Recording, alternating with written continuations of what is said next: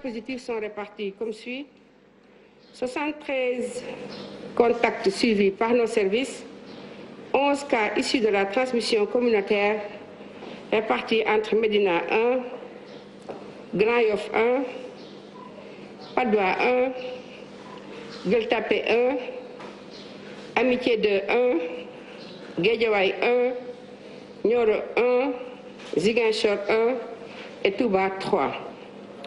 60 patients hospitalisés ont été contrôlés négatifs et déclarés guéris. 6 cas graves sont pris en charge dans les services de réanimation de l'hôpital de Fann 1, l'hôpital régional de Ziguinchor 1 et de l'hôpital principal 4. L'état de santé des autres patients hospitalisés est stable. Le Sénégal vient d'enregistrer son 23e cas de décès lié au Covid-19. Il s'agit d'un homme âgé de 74 ans et résident aux Parcelles Assainies. Il est décédé ce jeudi 14 mai 2020 à 5 h du matin à l'hôpital principal de Dakar. Le ministère de la Santé et de l'Action sociale présente ses condoléances à sa famille attristée et prie pour le repos de son âme. À ce jour, 2189 cas ont été déclarés positifs, dont 842 guéris, 23 décédés et donc 1323 sous traitement. Le ministère de la Santé et de l'Action sociale exhorte les populations au respect strict des mesures de prévention collective et individuelle. Assalamu alaikum askan wi ñu ngi leen di jottali communiqué numéro 74 ci lim bii ñu jot ci mbas mi ñuy wax Covid-19 fii ci Sénégal. ci bésu tey bii di alxames fukki fan ak ñeent ci weeru mois de mai 2020 jot nañu résultat examen virologique yi nii. ci juróom-ñeenti téeméer ak juróom-ñeent fukk ak ñaar test yi nga xamante ne réalisé nañ ko juróom-ñett fukk ak ñeent dellu si nañ ànd ak doomu jàngoro ji ci yooyu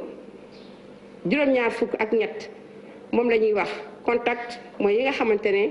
ñu ngi leen di topp te di leen di saytu suñu bërëbu liggéeykaay yi fukk ak benn ci ñoom moom la ñuy wax cas communautaire ñu ngi nekk ci diwaan yi Médina ci Dakar fii benn Grand Yoff benn Patte d'Oie benn Gueule Tapée benn Amitié 2 benn Guédiawaye benn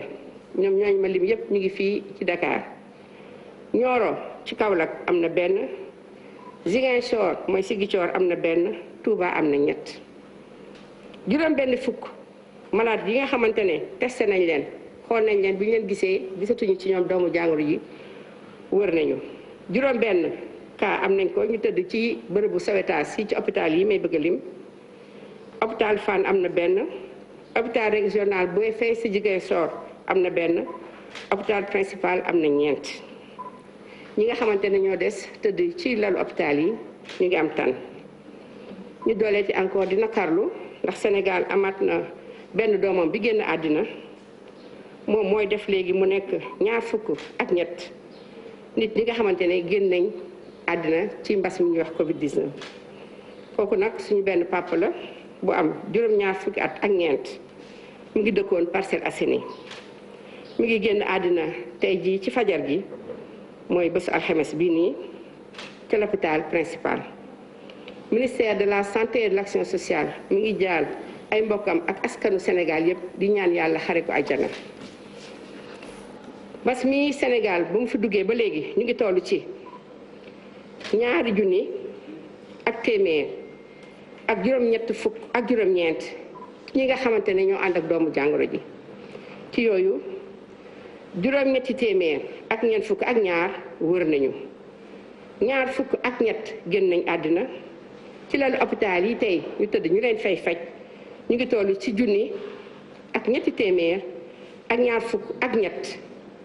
Ministère de la Santé et de l'Action sociale mu ngi doole ci di ñaax askan wi ñu topp digtal yi nga xamante ne bu ñu ko defee mbas mi du leen wàll wala tamit bu duggee ci biir dëkk bi ci askan wi du law bu metti bii nga xamante ne mu ngi koy def ñu ngi leen di gërëm leen di sant wasalaam. soxna docteur Mario Xom MS Ngom Ndiaye nekk directrice générale de la santé bu doon def le point du jour fi ñu mën a dem ci avenue Aimé Césaire Fann Résidence fekk fa suñu naataango foofu nag mooy barab ba ministère de la santé nekk fa pare nuyu nga daal di rek ñëw résumé ñi li nga xamante ni kon moom mooy point du jour. déggante bi moo métti. Chérif ñu ngi lay nuyu bu baax a baax fii ci ministère de la santé gis nañ ne ba léegi rek test yi mu ngi gën a bëri su yeggul 1000 tamit waaye lu koy teree yegg junni du bëri naka noonu tamit fan yëpp gis ngeen ne passé nañu woon 60 de cas yi léegi ñu ngi toll nag ci lu jëm ay 100 tey juróom-ñett fukk ak ñeent la ñu am mais taux de positivité bi gis nga ne yeggul 10% kon loolu am na ci solo juróom-ñaar fukk yi nag ñoom jàpp nañ ne bu baax a baax ay cas contact suivi la fukk ak benn bi cas communautaire la lim nañ nag gox yu fasantikoo kon loolu mooy wane Ndakaaru ba léegi mooy épicentre fi nga xam ne moom moo nekk wàllu coronavirus bi ndax cas communautaire fa la ëppee waaye diwaanu Touba tamit fu Ndakaaru demee mu ngi ñëw ndax Ndakaaru sax xaw na fee tas boobu nag dina nekk lu doy waar su doon ci benn gox sax la nekk dina neex daa di neex loo xam ne dina neex circonscrire kon jamono ji loolu nekk na loo xam ne taxaw nañ ci kon Gueule Tapée dellusiwaat na Médina tamit affaire yi récurrent na fa Grand Yoff Patte d'Oie Amitié 2 ak ci diwaanu Guédiawaye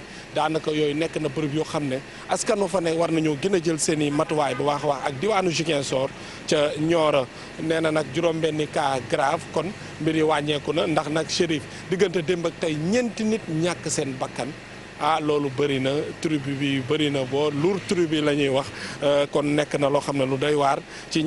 ci benn fan rek démb ak tey ñeenti nit ñàkk ci seen bakkan kon 23e décès li ñuy mën a wax rek moom moo nekk mag ñi sonal na leen ñi am juróom-ñaar fukki at jëm kaw wala juróom-benn fukki at kon nañ leen di gën a protéger bu baax a baax ñi am feebar ñuy gën a toog seen kër mu nga dëkk ci diwaanu Parcelles ñuy jaale bu baax a baax ñi nga xam ne ñoo nekk seen njaboot kon jamono ji mun nañ jàpp ne ñaari junni yi mu ngi gën a tegal yàlla bu ñu yegg nag ci ñetti junni wala ñaari junni ak lu xaaj ndax ñaari junni ak téeméer ak juróom-ñett fukk ak juróom-ñeent ñoo ci am boobu ba léegi mbas mi duggoon fi damay faral di wax rek loolu soo koy xayma moo nekk ñi wër ñi nekk ci wàllu kër docteur ñi nga xam ne ñàkk nañ seen bakkan ñëpp lañ ci boole juróom-ñetti fukk ak ñeent ak juróom-ñetti fukk ak juróom-ñetti téeméer ak ñeent fukk ak ñaar ñoo wër junni ak ñetti téeméer ak ñaar fukk ak ñett jamono ji sous traitement beneen fee bi ñu mën a wax mooy waa kër docteur mbir mi mu ngi leen di laal kon matériel de protection yi war na gën a bëri demoon nañ barki démb Dantec service néphrologie boobu nga xam ne demoon nañ fa amaat na ñeneen ñu fa mbir ma laalaat naka noonu sapeur pompier mu ngi leen laal ci diwaanu Touba kon yooyu ay questions yu ñu war a waxtaanee Chérif benn waxtu ñu dellu si waat daal di dugg ci terrain bi indi ay jàngat xool tamit nit ñi nan la ñuy jëlee seen i matuwaay naam gis nañu njiitu réew mi yolomal na dafa mel ni askan mi dañuy yolomal kon loolu warta nekk yoon incha allah benn waxtu ñu dellu si Chérif ñu bàyyi la nga wéyal. jërëjëf kon ñu sant ko di ko gërëm moom Pape Fara ñi nga nekk rek ndaw la ñu teewal fële ca makkaanu ministère de la santé et de l'action sociale ci point du jour bi comme ni mu ko waxee naanaka tey ñi nga xamante ni kon ñoom la jàngoro ji laal bu ñu sukkandikoo kon ci soxna si toll nañ ci juróom-ñett fukk ak ñeent kon mooy cas positif yi nga xamante ni def nañ ko ginnaaw bi ñu amalee doon toll ci 992 tests ci biir réew mi yëpp ci ñooñu nag am na ci fukk ak benn yoo xamante ni ay cas communautaire la diggante Médina Grand Yoff Patte d'Oie Gueule Tapée Amitié Guédiawaye Nioro ak Ziguinchor ak Touba information beneen bi nga xamante ni tiis la ak góor goo xamante ni ñàkk na bakkanam ca hôpital principal la nekkoon service réanimation kon démb la ñàkk bakkanam moom ay atam mi ngi tolloon ci juróom-ñaar fukk ak ñeent kon ci 5 heures du matin la daal di dëddu buñ sukkandikoo kon ci ministère de la santé ci noonu nag ñu daal di ñëw rek ci waxtaanu tay bi jagleel ko njàngal meek ku ne xam ne ni ñaari fan ci weeru juin incha allah buñ sukkandikoo ci kilifa yi ndongo daara yi dañuy delluwaat ci daara yi wante nag du ñëpp ñi nga xamante ñooy def examen la bu ne examen nag ñi nga xamante ni kon ñoom ñooy wut diplôme bu njëkk ci seen àdduna ñu leen di wax ay élèves CM2 di wut entrée en sixième am na ñeneen di seen i mag di def troisième ñoom BFM la ñu am ak ñeneen ñu leen gën a mag di def rek baccalauréat ngir mën a dem ci université yi kon ñetti secteurs yooyu la daal di intéressé ba tax na kon ñu daal ci bëgg a taxaw seetlu seetlu ak jàngoro ji nga xamante ni kon mbas mi génnagul Sénégal ci noonu nag ñu daal di am ci plateau bi coordonnateur COSYDEP di Cheikh Mbow doyen ñu ngi leen nuyu. ñoo ngi leen di nuyu di leen fay Chérif di nuyu ñëpp ñi nga xam ne ñoo ngi ñuy seetaan. daataa loolu am nga commentaire ci point bu ministère bi def ci tolluwaayu jàngoro ji fii ci Sénégal di mbas mi. waaw premier commentaire bi xëy na mooy déjà sargal autorité sanitaire yi ndax docteur Kemes léegi ñëpp min nañ ko. ñu sonn lañ wax dëgg yàlla ñu sonn lañ ci mbir mi. di wane di tekki aussi que ni Sénégal am na wax dëgg yàlla ay fonctionnaires yu ñu war a jaajëfal saa su ne. beneen commentaire bi mooy li ñu seetlu mooy évidemment cas communautaire yi toujours moom la ñuy wax. bu ñu nee cas communautaire dafa mel ni léegi sénégalais yi sax xam nañ léegi lan lay tekki cas communautaire. te jàpp nañ ne cas communautaire moom mooy mbir yi nga xam ne dafay xewee. ci biir askan bi loolu dafay nekk loo xam ne évidemment dafay laaj aussi ay réponses communautaires. donc foofu la organisation communautaire yi organisation de base yi association de femmes yi association de jeunes yi association sportive yi ñëpp ñoo ci war a jóg sot cas communautaire yooyu. donc yooyu daal mooy peut-être premier commentaire yi nga xam ne mën nañu ko defati. waaw bu fekkente ne comme ni nga ko waxee nee nga cas communautaire yaa ngi yokku te fii ak daanaka fukki fan ak juróom daara yi dañuy tijjiwaat ginnaaw bi ñu toogee daanaka lu toll ci ñaari weer yoo xamante ni jàng amut fii ci Sénégal ñu bëggoon a xam yéen ñi nga xamante ni yéen waa COSYDEP la di ONG boo xamante ni féetewu leen fenn wante yéen a ngi dugal seen dooleeg seen koppar ak seen xalaat ci njàng meeg njàngale mi fii ci Sénégal maanaam système éducatif bi ban commentaire ngay def déjà ci assouplissement mesures yi nga xamante ni aboutissement bi mooy bokk na ci delluwaat ci daara yi rawatina sauver année bi ak tamit ñi nga xamante ñoom ñoo def examen ñu mën koo def. waaw ba ñu ko mayee dañuy tàmbaliwaat di jaale aussi ñëpp ñi nga xam ni ñàkk nañ seen bakkan gépp ko am mbokk bu ñàkk bakkanam ci Covid bi di leen jaale. di seet aussi képp koo xam ni da nga ci tëdd feebar. di fàttali it ni école bi xam nga ni mu tëjee dafa nekk loo xam lu bett la nekk woon lu ñu laaj moom benn virus lu daw loo xam ni kenn xamu ko. jékki-jékki ne plan bi ngeen amoon yëpp waxoon ngeen da ngeen di examen dootu leen ko defati ci waxtu ngeen waxoon donc seen planification yëpp dàqal lañ ko donc loolu mooy li nga xam ni mooy waral mu am tëjit boo xam ne daf ñoo bette tëj boobu nga xam ne daf ñoo bett et même dans le désordre parce que booy fàttaliku un samedi le président de la république ne xale yi yéen a ngi seen kër waaye bu leen génn seen kër bu leen jàngi donc enseignants yi sax amuñoon occasion waxtaan ak seen i ndongo 14 mars am li mu leen di yóbbante donc loolu mooy waral évidemment que tëj boobu nga xam ne dafa jaxasoo ñëw dans le désordre war nañoo góorgóorlu ba tijji bi nag bañ a nekk aussi dans le désordre donc loolu mooy benn bu njëkk bi ci topp mooy wax nga ko président de la république keroog déglu nañ ko avec beaucoup d'attention ak loolu ñu tuddee assouplissement wu mesures yi ñun liñ ciy jàngat évidemment benn jàngat bu njëkk bi nga xam ne moo ci am mooy dañ ne bu fekkee ni dañu war a assouplir mesures yi ñun jàkkoon ni dafay nekk de manière progressive donc nanka la waroon ci ñëwee mais li ñu seetlu mooy dafa ñëw ne libérer en même temps écoles yi dañuy ubbi ak seen classe d'examen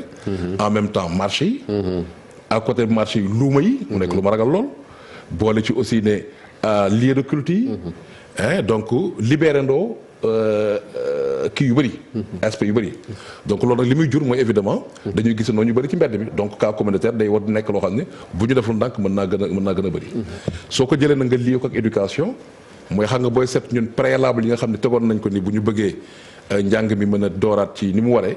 il faudrait aussi ñu xool déplacement wu xale yi xool seen transport ak mbir yooyu mais bu ñëpp génnandoo marché yi luuma yi lieu de culte yi école yi boobaa évidemment que am nga ay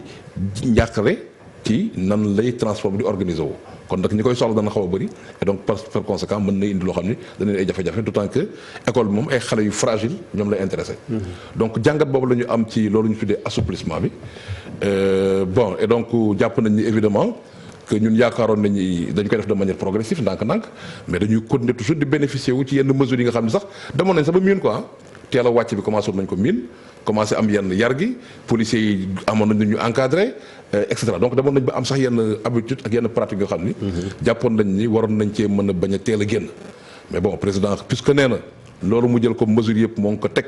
ci avis scientifique yi bon bu nekkee ni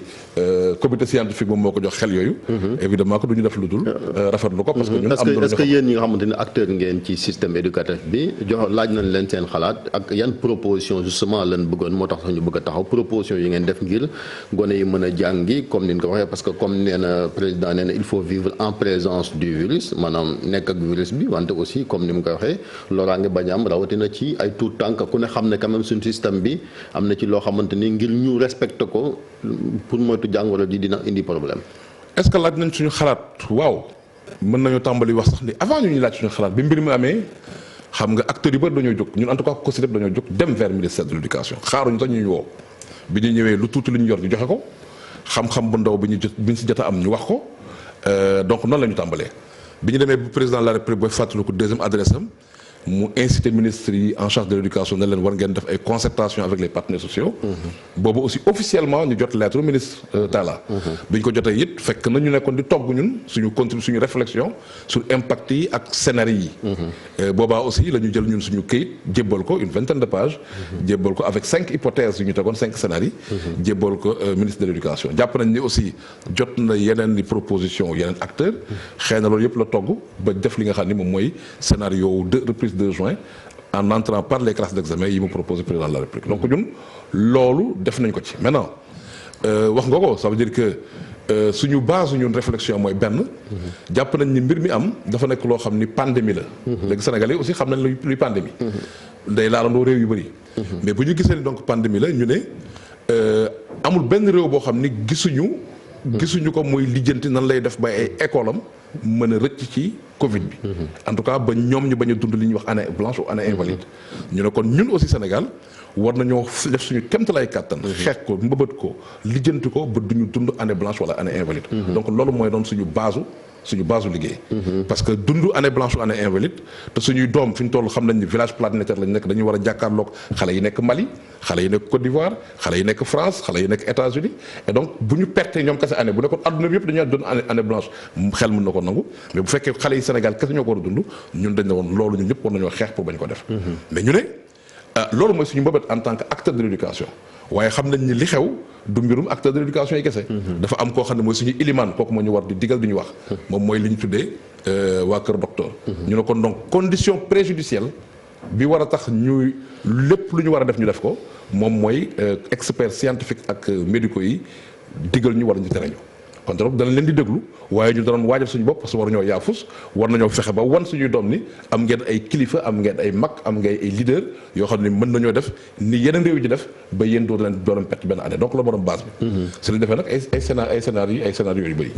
léegi nag jàpp nañ ci benn boo xam ne dañ ne moom le gouvernement Sénégal jàpp. nga dafay entrer par les classes d'examen.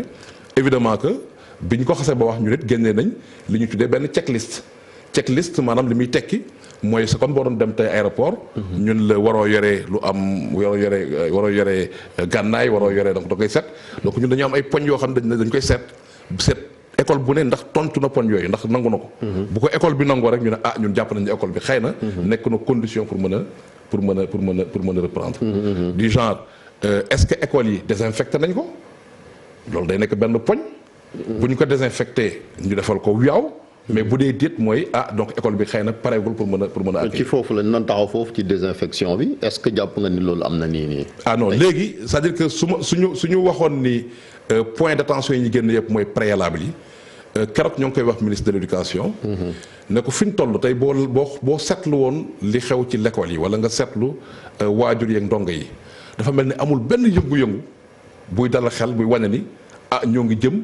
ci l'école buy ubbi. wala ñoo ngi jëm ci préparer l'école yi ndax heure bii ñun yaakaaroon nañ ni war nañ commencer di gis ay nit yu nekk ci école yi di rato di bale di désinfecter yooyu gisuñu ko amul benn mouvement dans ce sens là heure bii waroon nañ mën di gis ay nit yu ñëw ci l'école yi naan puisque jamonoy taw lay nekk xëy na toiture yi xaw naa jaxasoo yàqu na am ay ouvrier ñuy cog-cogal ak di defar élèves yi di ko gis heure bii war nañ gis ni école yi kat am na fi ñu toll nii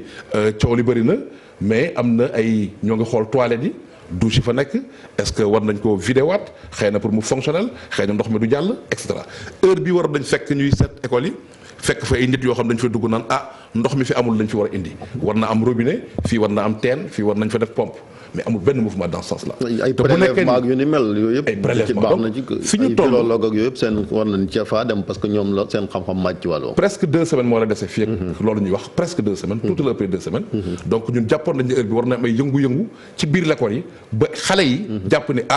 kilifa yi kat li ñuy wax ndekete dëgg la si ñoom ñii kat ñoo ngi waajal donc man su ma doon jàng benn naa continuer naa gën a ndamar sama jàng ndax kat ñii ñoo ngi ci yoonu ubbi ko. maanaam ñoom ñoo war a rassurer acteurs yi. waaw c'est-à-dire que dafa war a am communication boo xam ne du wax communication pratique. jëf bi war a tax ñuy gis ni l'école yi évidemment que ñoo ngi waajal loolu ñu tuddee mooy reprise progressive comme ni nga doon amee bu école di waaj ubbi mu am benn semaine de l'école boo xam dañ fay préparer di ratoog heure bi war nañ commencer sentir ça à 15 jours war nañ mën a am ministère de l'éducation même boo jëlee budget bi ak matériel bi nga xam ne moom la ñu war a joxe yëpp war na am ay mouvements yi nga xam ne ñoo ngi koy sentir bi l'école bi dem nañ ba ne ko mais écoutez war nga mën a sax am benn ASC bu ne naa jàpp ci benn l'école pour au moins setal li nga xam ne donc dafa am ay dispositions yi nga xam ni ay préalables yi nga xam ni pour ñun war nañ ko mën a jël pour dalal xelu nit ñi et mu nekk une communication. te loolu du visioconférence moo koy réglé maanaam ci terrain bi la. waaw weesu nañ fi ñu toll jamonoy visioconférence ci mbirum disposition reprise. parce que xam nga visioconférence li mu doon jariñ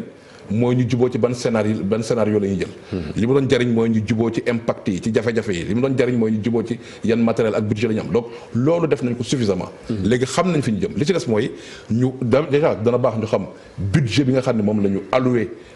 Accompagnement reprise bi. ñaata la loolu dana baax ñu communiquer aussi buñ ci communiquer war nañu mën a communiquer aussi ci distribution budget bi ak répartition bi. est-ce que budget bi fan lay gën a féete parce que ñun gëm nañ ni. comme boo jëlee jamonoy crise ñu ne dañuy distribuer ay vivres mooy ceeb beeg suukar si te dañuy seet askan yi nga xam ni. ak kër yi nga xam ni ñoo ko gën a yelloo waaw ñoo ko gën a yelloo ñoo leen ko jox. ñun jàpp nañ ni budget bi war naa mën a dem aussi ci cible yi ko gën a yelloo ci mbirum njàng bi. cible yi ko gën a yelloo ci mbirum njàng bi mooy école publique bi. yaa ngi doon waxu checklist moo tax ñu bëggoon taxaw parce que démb am na benn note boo xamante ne ministère de l'éducation nationale ñoo ko génn jagleel ko IA yi IF yi jagleel ko également ñi nga xamante ne kon moom mooy commandement territorial di gouverneur yi préfet yi ak sous-préfet yi ngir rek ñu mën a dellu ci daara yi comme ni nga ko waxee ci 2 juin ñu ngi ko tuddee kon disposition pour une reprise réussie gis nañ ci juróom-ñetti ponk yoo xamante ni kon tënk nañ ko buñ ko mënee résumer les structures d'éducation et de formation sont désinfectées mooy wàllu désinfection bi nga xamante ni wax nañ ko conditions d'hygiène à l'intérieur autour des structures respecter également l'école l'établissement ou le centre de formation dispose d'eau wàllu ndox aussi xam naa loolu il faut ñu taxaw ci parce que est-ce que daara yëpp am ndox ak naka lañ def ndox mën a am ci daara yi l'organisation des cours permet le respect strict des mesures barrières les masques sont disponibles en quantité. L'organisation dans les classes respecte la distanciation sociale 1,5 mètre. Le thermoflash est disponible. Les lave-mains, les gels hydroalcooliques ak tamit li nga xamante ne moom mooy saabu muy juróom-ñetti points yooyu buñ ci mën a taxaw ponk par ponk il faut ñu taxaw ci ma wàllu ndox mi daara yi. waaw c'est-à-dire que je crois que sànq tënk nañu ko parce que xëy na sax buñ ci taxawee point xëy na sax weesu na lii parce que ñun 15 points lañ joxe woon mais soo ko doon tënk dañ daan mbirum set école bi mooy hygiène au plan collectif et individuel. au plan collectif war nañoo am déggoo fi toilette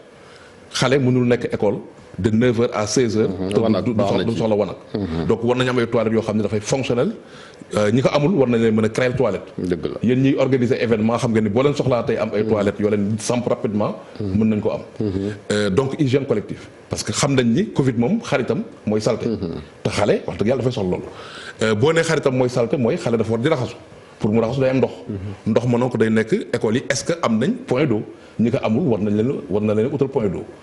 point d'eau mën na nekk robinet mën na nekk teen mën na nekk extra mais. loolu dafa nekk disposition bu ñu war a jël. potable la wax nañ toujours hygiène individuelle mooy li nga tuddee matériel bi yëpp package bi en terme de matériel de protection.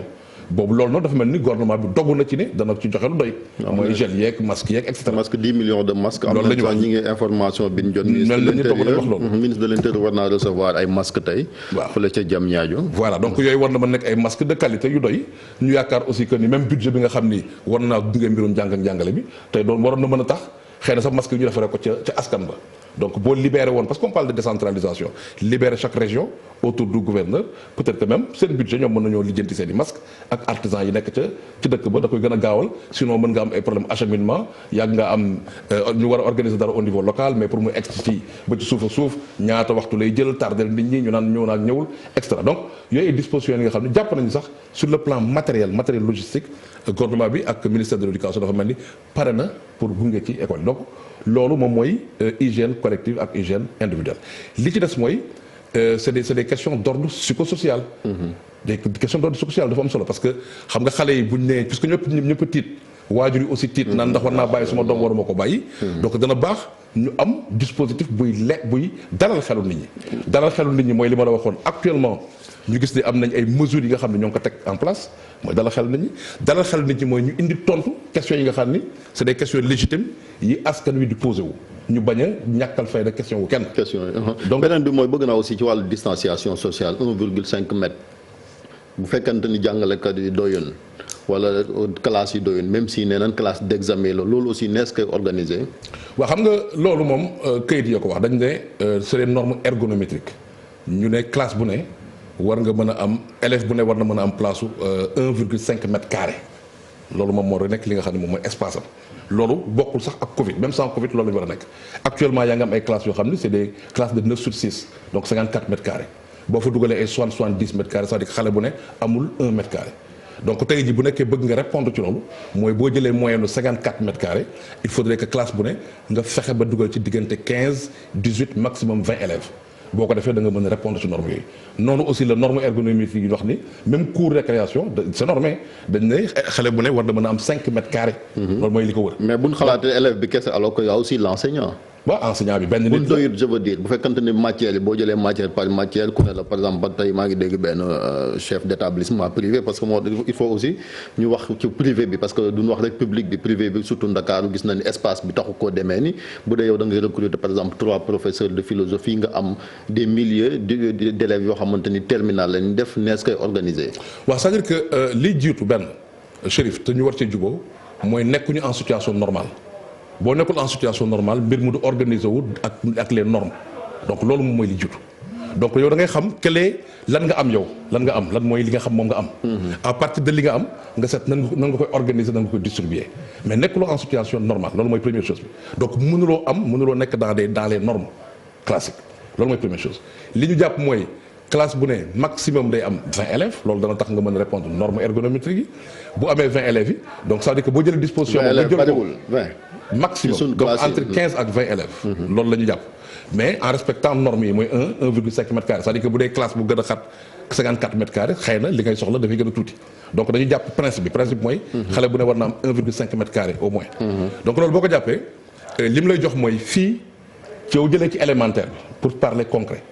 élémentaire bi xëy na war na mën a gën a moyen compliqué ci élèves yi CM2 yi nga xam ne ñoo fay nekk. boo amee classe école 12 classes wala école je sais pas 10 classes xale yi nga def leen ay groupe bu 15 wala 20. xëy na ñu utiliser 5 à 6 salles de classe yi. enseignants yi bëri nañ ils sont 12 donc je prends l'exemple de 12 classes. 12 yi nga fexe ñoom ñu encadrer 5 à 6 classes yooyu ba nga xam ne enseignants yëpp dañu nekk enseignant wu classe d'examen. loolu donc dafay nekk benn élément bi nga xam ne moom nga si nekk li ci des nga seet comment tu les utilises par rapport donc à l'espace boo jëlee aussi dans les disciplines am na disciplines yu compliqué mathématiques parce que prof yi dañu tuuti philosophie parce que prof yi dañu tuuti donc il faut mu am benn dispositif en interne mais kiy indi tontu bi ci nan la koy organiser de manière pratique école bi lay doon parce que ñoom la ñuy responsabiliser ak le niveau local donc loolu mooy li nga xam ni moom la ñu gis pour ce qui est des classes d'examen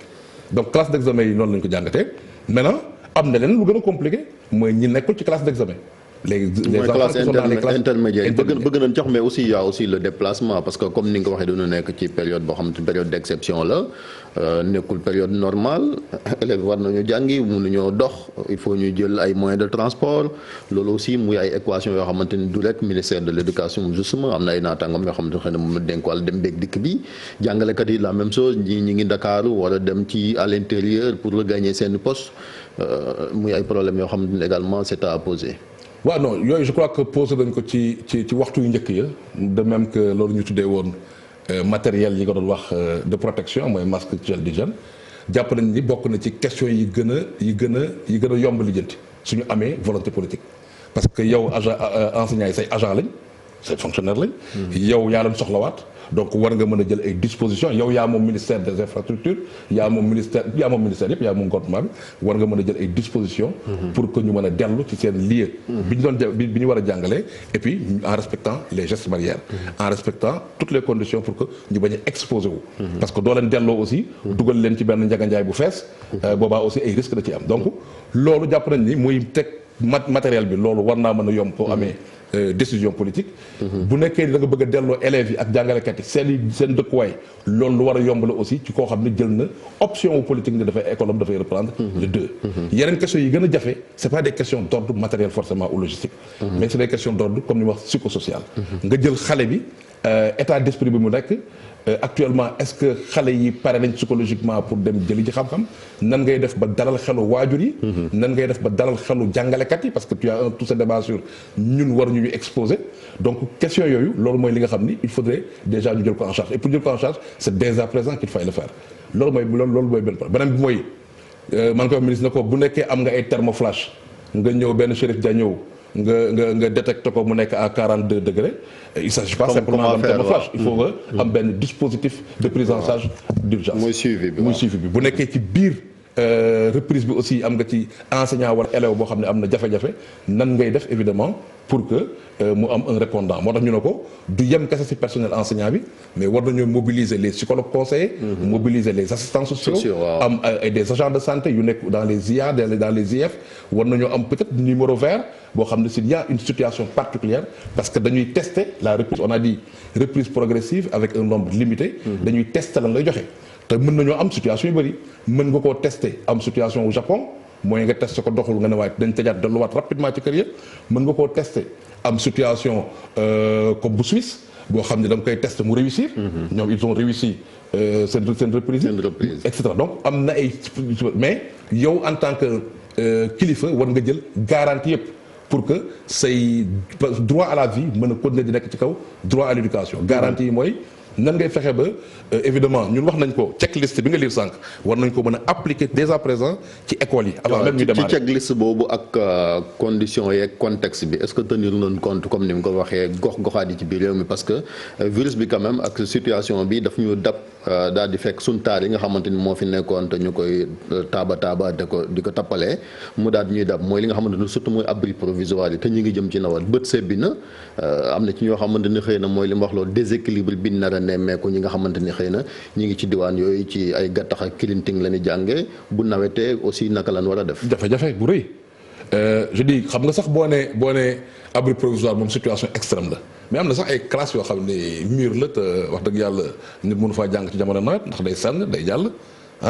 donc tey ji moom lañ doon wax ni war nañu am ay mouvement yu ñuy sentir ni lépp lu ñu mën a defar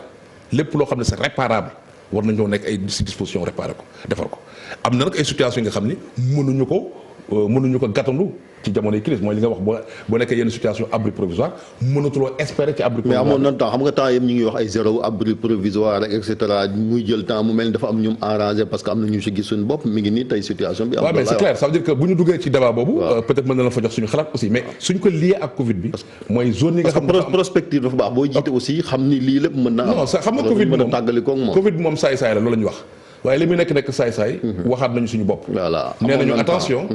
seeni effectifu classe yi war ngeen ko wàññi nee nañu attention war ngeen am système d'assainissement ak d'eau disponibilité d'eau dans les écoles nee nañu attention seeni classes yi war na répondre à des normes ba nga xam ni heure boo leen ko mën a soxlaa ngeen mën sa jàng nee nañu attention seen école du seulement enseignant moo fa war a nekk waaye war ngeen am benn personnel d'appui personnel d'accompagnement boo xam ne ay gardiens femmes de ménage assistants yooyu dafa war a nekk dans l'école et donc Covid bi li muy sew ak li muy saay yëpp fàttali nañu loolu nee nañu fa attention am na ñaari secteurs yoo xam ne ñoo war a nekk base du développement wu réew bu ne mooy éducation ak santé donc loolu fàttali nañu ko loolu léegi mais au-delà de ça maintenant boo jëlee de manière ak yorin wi di sell aussi ni ñu yore maanaam gouvernance bi aussi di sell gouvernance bi parce que c'est très lié tey jii booy seet ki nga xam ni moom mooy ki dàqoon na ñaxtu gënoon am ay jafe-jafe ci lañ koy ci ñàkk toppatoo bi ñu ko ñàkk toppatoo ci Sénégal ay fonctionnaires lañ booy seetlu waa infirmier santé ñoom nga doon dégg ñooy grève jàngalekat ñooy grève ak ñi sañul grève moom mooy ñi nga xam ne moom mooy policiers yeeg gendarme yi mais tey bu amee situation d'extrême bi ñu soxlaa nit ñoom la ñuy woo te ñooñu mënuñoo bañ parce que ñoom ay fonctionnaires lañ kon nag tey bu ñu génnee ci Covid bi xëy na war nañoo am beneen respect boo xam ne danañ ko accordé ñooñu xam ni xëy na amuñu dërëm waaye mérité nañ évidemment un respect donc yooyu ay jàngat la yoo xam ne dañu mais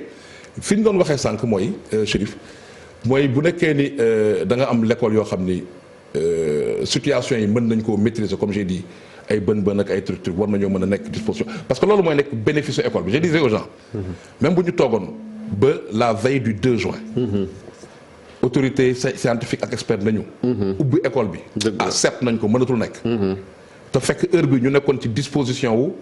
accompagner école yi en termes de defar leen ay toilettes en termes de réparer écoles yi loolu au moins day nekk bénéfice pour les écoles donc man en tant que acteur de plaidoyer je veux dire loolu mën naa nekk bénéfice école bi donc tey war nañoo nekk de manière décidée décidée évidemment à faire en sorte que ces normes là puissent être respectées loolu benn la nga jël écoles yi zones yi nga xam ni ay abris provisoires ñoo fa nekk bu dee abri provisoire comme ni ñu ko xamee du ñooñu mënuñoo fonctionner ci biir l'école donc il faut ñu am ay alternatives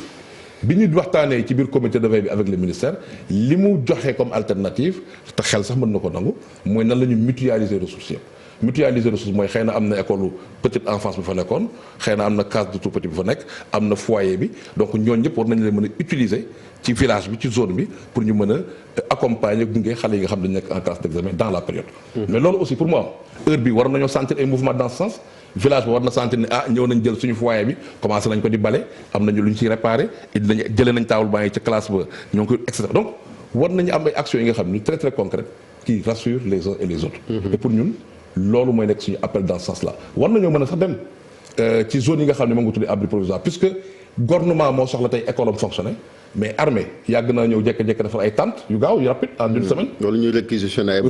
ay bërëb donc yooyu yëpp ay mbir la yoo xam ni jàpp nañ ni buñ ci defee li war en termes de volonté politique de décision politique mën na tax ni bu ñu nekkee jege nañ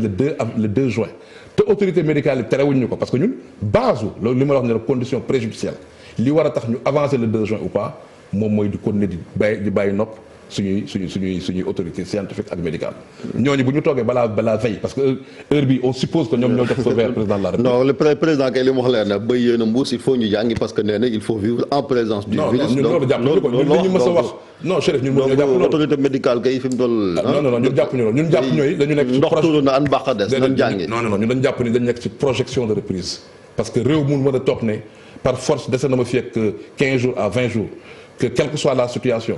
damay delloo su may doom ci l'école xam nga loolu xam nga xel mënu ko nangu mais réew mi nga xam ne du jël benn projection kooku xëy na kooku nga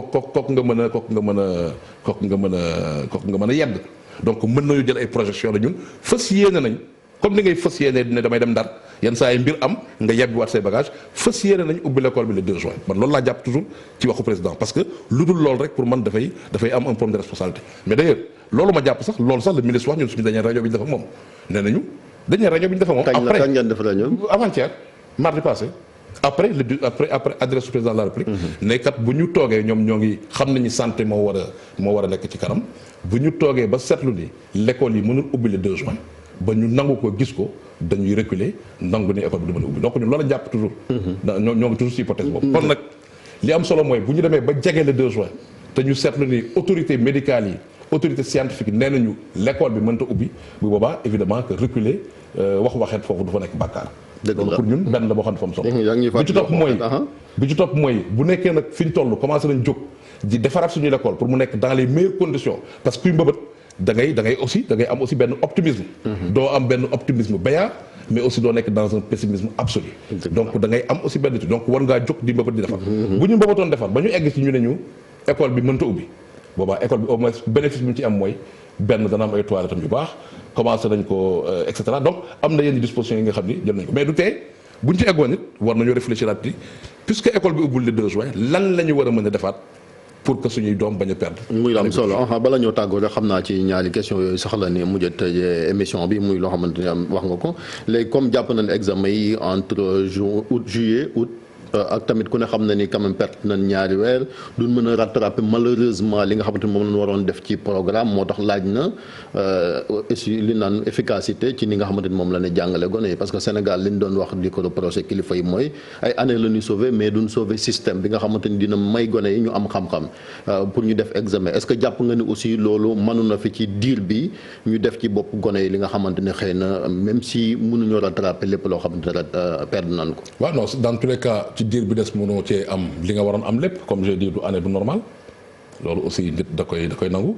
boo leen di natt di leen évaluer da nga leen natt ci li ñu jàng parce que ku nekk ci li mu jàng mën ko ci natt même bu nekkee ni li mu jàng lu tuuti la da nga koy natt ci loolu mu jàng xam nga doo natt nit ci lu mu jàng ci lu mu gisul donc mënoo am loolu yëpp li ngay jàpp mooy da ngay jàpp ni pour Covid bi bu yàlla defee mu yem fi te mu gaaw juin juillet août mu yem fi il faudrait nga xam ni année 2020 2021 dafa war a sot dafa war a sotle aussi année bi ñu nekk. donc am na loo xam ne war nañ ko rattraper bu ñu war a engagé année 2020 2021 xëy na weer yu njëkk yi octobre dafa war a nekk weer yoo xam ni dañ koy féetaleel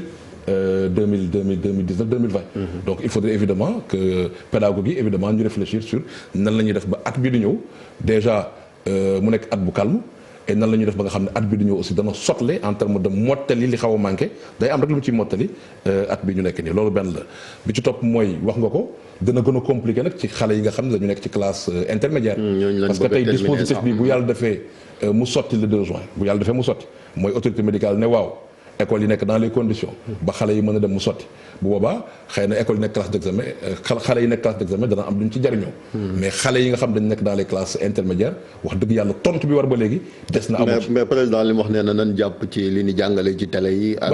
ci xarala yi loolu ñun xam nañ ni loolu xam nga Covid bi lim ñu may mooy may nañu canal 20 loolu bénéfice su Covid bi la parce que xanaa xam nga ñun yàgg nañoo ñun acteur éducation wax leen salle des profs déglu ma rek non salle de non je parle pas de ça xam nga salle des profs moo fi njëkk salle des profs am na solo salle des profs am na solo mais xam nga canal 20 benn canal bu ñu dédié à l'éducation ñun dañu yàgg wax ni RTS sax ñoo ko moom TFM sax privé la mais RTS ñoo ko moom suñu xaalis moo fay nekk donc war naa mën a ñëw soutenir tout ce qui est service public loolu daf ko war a def par force mais da leen soutenir également initiative privée yi. loolu évidemment loolu am na solo loolu ñëpp rafetlu nañ ko. service public maa ngi ciy profité di nuyu di jaale aussi Massamba donc ñu ngi koy nuyu di ko jaale donc fi ñu toll nii li initiative yi ngeen di jël fii déjà débat yi ngeen di posé salle des profs bi nga xam ne dañ ko ñeneen jël dañ koy rafetlu mais dama ne bénéfice bu njëkk bi mooy am nañ canal qui est dédié à l'éducation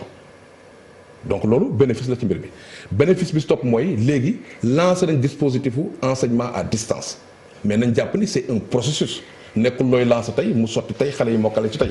même mag yow mi sax am na ay magum jëm yoo xam tey boo jëloon xam-xam yëpp tegal leen ko seen kanam mënuñu see segg li ñu soxla accéder au savoir apprendre à apprendre beneen compétence la nan ngay jàngalee sa bopp am na mag boo xam da nga ko jox lu dul jeex ci xam-xam ne ko internet bi lépp a ngi nii te du xamul nan lay def ba jëli li mu soxla kon nag fi ñu toll processus la bu ñu lancé mais loolu mënta remplacer jàngalekat bi mënta remplacer su fekkee boo jëlee su président de la République ne classe intermédiaire yi ñoom nañu jéem a jàpp ci apprendre dañoo jàpp ni xanaa daf ko ubbee noonu rek da waaye mënuñoo yaakaar ci loolu pour suñuy xale yi nekk dans les classes intermédiaires mën jëlal xale bi nekk élémentaire xam nga loolu Cheikh li muy fàttali mooy li mu wax encore une fois jàngoro ji mooy tappale yi nga xamante ni quand même yenn njiit yi moom la nekkee parce que bi ñu doon wax ay e-learning yàgg na du 2020 la ñu ko doon wax ak tamit li nga xamante ni mooy enseignement à distance et cetera bu nekkee ba 2020 ñu nga naan dañuy testé ak yu ni mel kon y a problème ci li nga xamante ni mooy njiit yi loolu aussi moo tax bu lii weesoo aussi laaj na sax ay audité yenn projet yi nga xamante ne amoon na fi ci système éducation bi ñu dénk ko ñenn ñu waroon koo leeral ba léegi ñu toll fii loo xamante ni gisuñu résultat bi. waaw mais ñun du ñu xaar sax li weesu boo xoolee suñu document bi je sais pas ndax jot nga ko où on a fait une analyse sur les impacts court terme ni tout de suite ni moyen terme ak long terme donc aujourd'hui Covid bi lim ñu wan ci ay jafe-jafe lim ñu wan ci ay défaillances bëri na liñ ci mën a jàngat bëri na bu ñu ko nangoo bu ñu amee honnêteté intellectuelle bi lim ñu wan ci ay défaillances bëri na mais fi ñu toll. xam nga il faut être aussi pragmatique dañ naan nañ jéem a régler lii pour que suñu xale yi ñu bañ a perte par rapport ak xale yu yeneen réew nañ la ñu mën a def ba gunge leen ci fànn boobu mais en même temps ñu préserver seen droit à la vie ak droit à la santé loolu la ñu def mais dans tous les cas évidemment que bëri na ay impair ay mbir yoo xam ne mën nañ ko wax naa la ko sànq ci côté enseignant yi nombre limité bi ñu am sànq yaa ngi naan ma am na ay écoles yu leen ne dafa am problème mu professeur de philosophie donc ça veut dire que recrutement enseignant yi nga xam ne yàgg nañ ko wax kon nombre bi doyul su nekkee bëgg nañoo respecter les normes Covid bi fàttali nañu ko enseigner en termes de motivation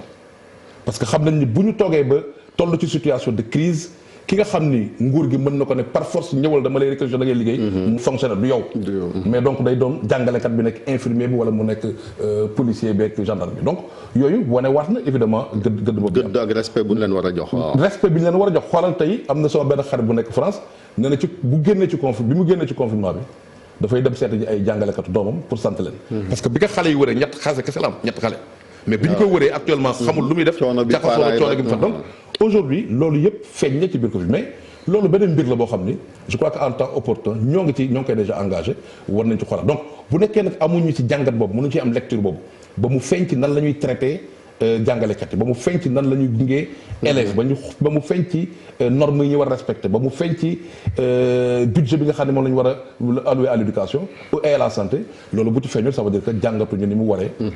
conséquence Covid bi ci biir askan bi waaye wax nga ko problème de gouvernance problème de transparence yooyu yëpp da ciy feeñ évidemment que nekk secteur éducation bi lu war a leeral la loolu moom lu am solo la ñu ngi lay sant di la gërëm xam naa beneen yoon également dinañ wax mag ñi muy ci université parce que ñoom it kenn waxagul seeni mbir te